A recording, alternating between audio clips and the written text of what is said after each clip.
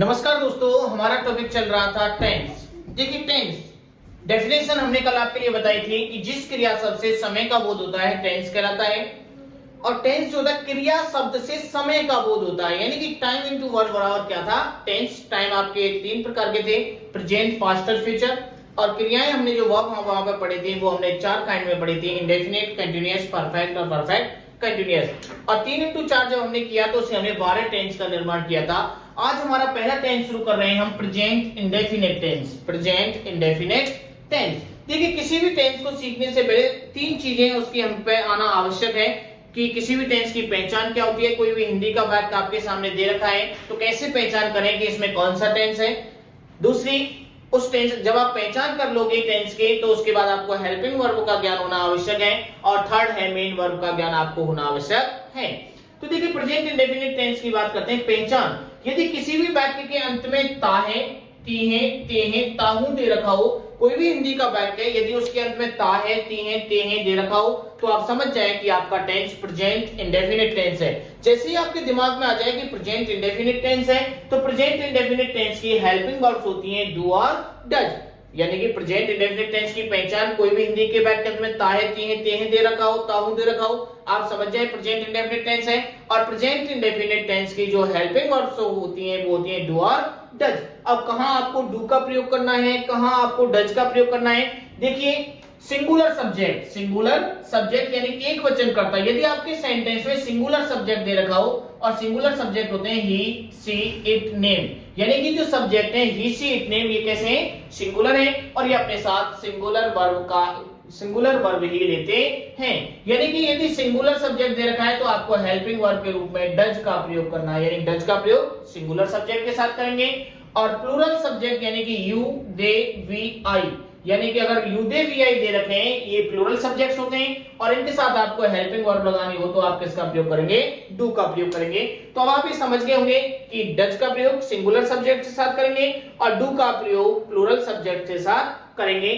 Singular subject आपके ही, सी, it, name और plural subject होते हैं यू, दे, वी, आई। देखिए दो चीजें आपकी क्लियर हो गई, पहचान और हेल्पिंग वर्ब के बारे में। थर्ड है मेन वर्ब। देखिए प्रेजेंट इंडेफिनिट टेंस है आपका, और प्रेजेंट इंडेफिनिट टेंस में जो मेन वर्ब प्रयोग करनी है आपको, या तो फर्स्ट वर्ब का प्रयोग करना है या फिर फर्स्ट वर्ब के साथ एस या ईएस का प्रयोग करना है। यानी कि मेन वर्ब या तो फर्स्ट वर्ब का प्रयोग होगा या फिर फर्स्ट वर्ब के साथ एस या ईएस। अब कहां फर्स्ट वर्ब का प्रयोग करना है, कहां फर्स्ट वर्ब में एस या ईएस लगानी है, ये देखिए नोट लगा हुआ है। नोट का पॉइंट नंबर फर्स्ट है, देखिए यदि आपका प्रेजेंट इंडेफिनिट टेंस है तो प्रेजेंट इंडेफिनिट टेंस में के साधारण प्रेजेंट इंडेफिनिट टेंस में अगर आपका अफर्मेटिव सेंटेंस दे रखा है तो ध्यान रखें कि प्रेजेंट इंडेफिनिट टेंस के अफर्मेटिव वाक्य में या सिंपल सेंटेंस में आपको हेल्पिंग वर्ब डू, डज का प्रयोग नहीं करना है। यानी कि यदि आपका सेंटेंस का प्रकार कैसा है, अफर्मेटिव है, तो आपको हेल्पिंग वर्ब यानी कि आपको डू, डज का प्रयोग नहीं करना है। कहने का तात्पर्य कि प्रेजेंट इंडेफिनिट टेंस के साधारण वाक्य में आपको बिल्कुल भी हेल्पिंग वर्ब का प्रयोग नहीं करना है। सेकंड पॉइंट, इस टेंस के सिंपल सेंटेंसेस में यदि सब्जेक्ट सिंगुलर हो तो फर्स्ट वर्ब में एस या ईएस जोड़ देते हैं। ध्यान रखें, यदि आपका सिंपल सेंटेंस है और सब्जेक्ट यदि सिंगुलर है तो आपको फर्स्ट वर्ब में एस या ईएस का प्रयोग करना है। यानी कि सिंपल सेंटेंस में आपको हेल्पिंग वर्ब डू, डज का प्रयोग तो करना ही नहीं है। और यदि आपका सिंपल सेंटेंस में सब्जेक्ट यदि सिंगुलर है तो आपको फर्स्ट वर्ब के साथ में एस या ईएस जोड़ देना है। और यदि सब्जेक्ट प्लूरल है तो फिर आपको फर्स्ट वर्ब में एस या ईएस नहीं जोड़नी है, केवल फर्स्ट वर्ब का ही प्रयोग करना है। इस पॉइंट को आप ध्यान करें कि इस टेंस के सिंपल सेंटेंसेस में, मैं दोबारा से ले रहा हूं यहां से, कि इस टेंस के सिंपल सेंटेंसेस में हेल्पिंग वर्ब का प्रयोग नहीं करते। सिंपल सेंटेंस में आपको हेल्पिंग वर्ब का प्रयोग बिल्कुल नहीं करना है। सेकंड पॉइंट, इस टेंस के सिंपल सेंटेंसेस में यदि सब्जेक्ट यदि सिंगुलर है, कंडीशन दे दी इसमें, सब्जेक्ट सिंगुलर है तो ही फर्स्ट वर्ब में एस या पीएस का प्रयोग करना है। अदरवाइज यदि सब्जेक्ट आपका प्लूरल है तो आपको केवल फर्स्ट वर्ब का ही प्रयोग करना है। चलिए अब आप समझ गए कि ऐसे यस केवल सिंपल सेंटेंस में सिंगुलर सब्जेक्ट होने पे ही आपको करना है। अब समस्या ये आती है कि यदि सिंपल सेंटेंस है, सिंगुलर सब्जेक्ट है, तो कहां एस लगाएं, कहां ईएस लगाएं। मान लीजिए थर्ड पॉइंट, यदि किसी वर्ब के अंत में एस दे रखा हो, double S, S H, C H, X, O व जेड दे रखे, यदि किसी क्रिया के अंत में ये शब्द दे रखे हो, S, double S, S H, C H, X, O व जेड, और सब्जेक्ट सिंगुलर हो, भाई एस आई एस का प्रयोग सिंगुलर सब्जेक्ट के साथ ही करते हैं, और सब्जेक्ट सिंगुलर और ये वर्ड आ रहे हैं तो ईएस लगाना है, और सब्जेक्ट सिंगुलर है, इनके अलावा और कुछ दे रखा है तो आपको फिर एस का प्रयोग करना है, ना कि ईएस। यानी कि एस या ईएस का प्रयोग केवल सिंगुलर सब्जेक्ट के साथ ही करना है। ये वर्ड दे रखे तो दो सिंगुलर सब्जेक्ट दे रखा है तो ईएस लगाना है, और यदि इनके अलावा और कोई शब्द दे रखे तो आपको एस का प्रयोग करना है। फॉर एग्जांपल, जैसे मान लीजिए सब्जेक्ट आपका सिंगुलर है, कैसा है, सिंगुलर, सेंटेंस सिंपल है, और वर्ब दे रखी है कैच, तो सी एच आ रहा है अंत में, तो सिंगुलर सब्जेक्ट है, ऐसे एस जोड़ेंगे तो क्या जोड़ देंगे, ES, catch it, singular subject आगे लिखा हुआ है। मान लीजिए वर्ब दे रखी है प्ले, सब्जेक्ट आपका कैसा है, सिंगुलर है, सिंपल सेंटेंस है, तो क्या आ रहा है अंत में, बाई आ रहा है, तो क्या जोड़ेंगे ऐसे एस में से एस, यानी कि प्लीज। अब देखिए सेंटेंस निर्माण करते हैं। देखिए चार तरह के सेंटेंस पढ़ेंगे हम, affirmative, negative, interrogative, interrogative negative, और एक हम पढ़ेंगे अलग बाय डब्ल्यूएच वर्ड। देखिए अफर्मेटिव सेंटेंस सकारात्मक वाक्य, यानी कि सिंपल सेंटेंस को हम अफर्मेटिव सेंटेंस भी कहते हैं, सकारात्मक वाक्य। सकारात्मक वाक्य क्या होते हैं, वे वाक्य जिनमें कोई पॉजिटिव स्टेटमेंट यानी कि कोई सकारात्मक कथन दे रखा हो, सिंपल सेंटेंस कहलाते हैं। तो अफर्मेटिव सेंटेंस अगर कोई पॉजिटिव स्टेटमेंट दे रखा है तो अफर्मेटिव है, और अफर्मेटिव का सूत्र होता है सबो। क्या होता है, सबो। एस फॉर सब्जेक्ट, सबसे पहले आप सब्जेक्ट रखें, उसके बाद क्या होता है हेल्पिंग वर्ब, उसके बाद क्या रखना है वर्ब, और उसके बाद क्या रखना है ऑब्जेक्ट। लेकिन आप पढ़ रहे हैं प्रेजेंट इंडेफिनिट टेंस, और प्रेजेंट इंडेफिनिट टेंस के अफर्मेटिव वाक्यों में हेल्पिंग वर्ब डू डज का प्रयोग नहीं करते हैं। यानी सूत्र आपका सब है एस एच वी ओ, इसमें से एच यानी कि हेल्पिंग वर्ब कट गई। क्यों कट गई, क्योंकि प्रेजेंट इंडेफिनिट टेंस के साधारण वाक्यों में या सिंपल सेंटेंसेस में हेल्पिंग वर्ब का प्रयोग नहीं करते हैं। तो क्या करते हैं, एक वचन कर्ता दे रखा हो तो फर्स्ट वर्ब में ऐसे यस जोड़ देते हैं, और यदि प्लूरल सब्जेक्ट दे रखा हो केवल फर्स्ट वर्ब का प्रयोग करते हैं। इसका मतलब आपका बचा S V O. S for सबसे पहले सब्जेक्ट रख देंगे, वी फॉर वर्ब यानी कि या तो फर्स्ट वर्ब या फर्स्ट वर्ब के साथ एस, या ये सिंगुलर सब्जेक्ट है फर्स्ट वर्ब के साथ ऐसे यस आएगी, अगर प्लूरल सब्जेक्ट है तो क्या आएगी फर्स्ट वर्ब आएगी, और ओ फॉर ऑब्जेक्ट। वाक्य बनाए, वह विद्यालय जाती है। आपने देखा ताहे तीहे तेहे प्रेजेंट इंडेफिनिट टेंस है, ताहे तीहे तेहे कौन सा टेंस है, present indefinite tense. Helping verb आगे दिमाग में do does, main verb first verb या फर्स्ट वर्ब के साथ ऐसे यस। आपने देखा सेंटेंस वही है, तो सिंपल सेंटेंस है या अफर्मेटिव सेंटेंस है, और सिंपल सेंटेंस में हेल्पिंग वर्ब डू डज का प्रयोग नहीं करते हैं, तो क्या बचा सबो, S V O. S, S for subject, C, S for subject C, उसके बाद वर्ब जाना, गो, गो। अब देखें गोई लग रखें या गो के साथ ऐसे यस का प्रयोग करें। देखिए सिंगुलर सब्जेक्ट है तो ऐसे यस आएगा, सिंगुलर सब्जेक्ट है ऐसे यस आएगा, एस लगाएंगे यस, यस आएगा क्योंकि क्या रहा है इसके अंत में ओ आ रहा है, क्या आ रहा है ओ, यानी कि क्या जोड़ देंगे es. She goes to school, she goes to school. वे अंग्रेजी पढ़ते हैं। आपने देखा ताहे तीहे तेहे प्रेजेंट इंडेफिनिट टेंस है और सिंपल सेंटेंस है तो हेल्पिंग वर्ब तो आएगी नहीं, क्या आएगा सबो, यानी कि S V O. S for subject, V for verb, O for object. सबसे पहले सब्जेक्ट दे,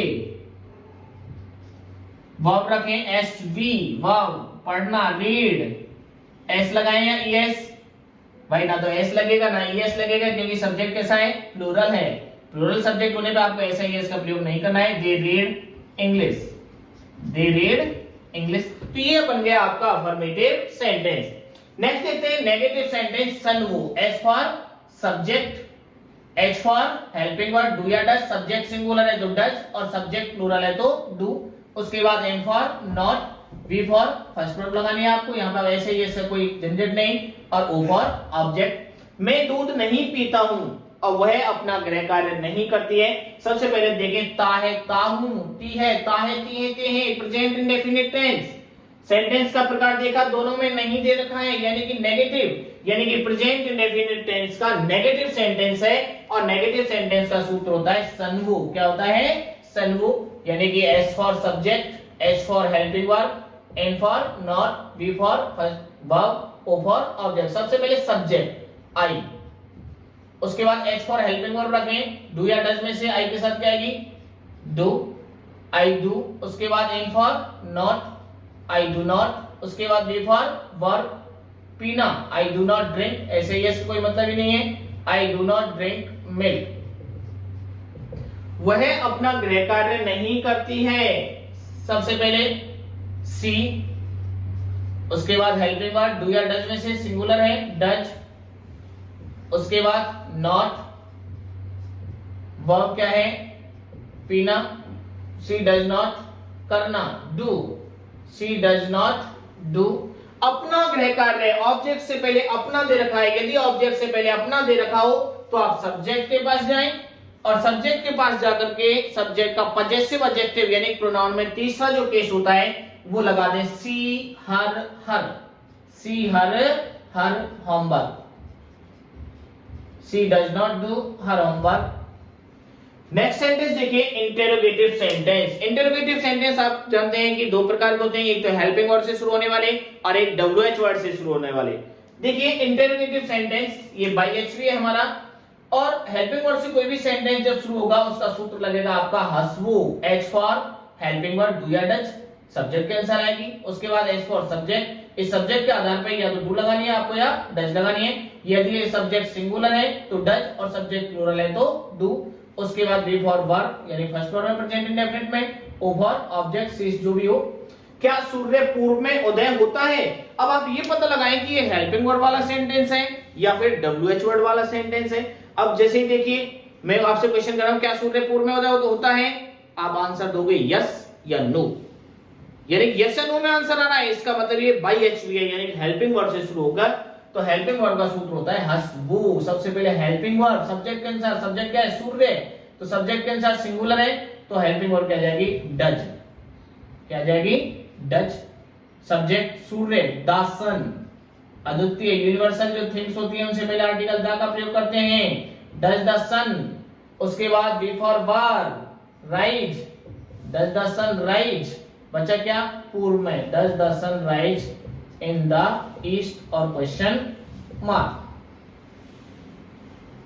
अब है interrogative negative sentence. Interrogative negative sentence और इंटेरोगेटिव बाई एचवी है। इंटेरोगेटिव नेगेटिव सेंटेंस का सूत्र होता है हसन वो, H for helping word, do या does, S for subject, subject के आंसर या तो डज लगानी है आपको, डू लगानी है, N फॉर नॉट रख देंगे, V फॉर वर्ब यानी फर्स्ट वर्ब और उसके बाद ऑब्जेक्ट। क्या वह कक्षा में बात नहीं करती है? आपने देखा इंटेरोगेटिव भी है, नेगेटिव भी है।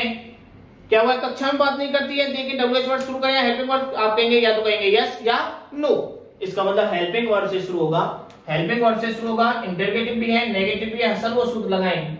सबसे पहले हेल्पिंग वर्ड डू या डज, वह के अनुसार सिंगुलर, डज, सी सब्जेक्ट हो गया, not, does she not, verb देखें बात करना, does she not talk in the class. अब देखिए interrogative sentence by WH word है, यानी कि यस या नो के बजाय पूरा जवाब देना हो तो आप समझ जाएं WH वर्ड वाला है। और WH वर्ड वाले का सूत्र होता है WH, सबसे पहले आप WH वर्ड रखें, उसके बाद आप हेल्पिंग वर्ड रख दें, उसके बाद सब्जेक्ट रखें, उसके बाद वर्ब से बाद में रख दें। वह किसे अंग्रेजी पढ़ाती है?